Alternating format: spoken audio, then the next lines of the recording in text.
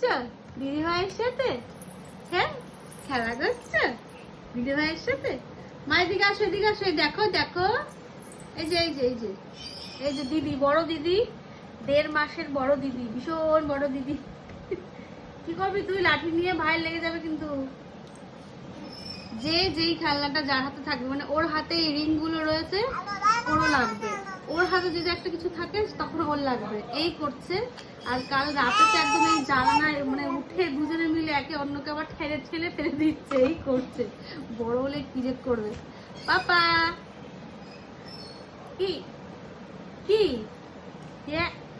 কি পাপা, tata tata tata দিয়ে দেবো, টাটা টাটা।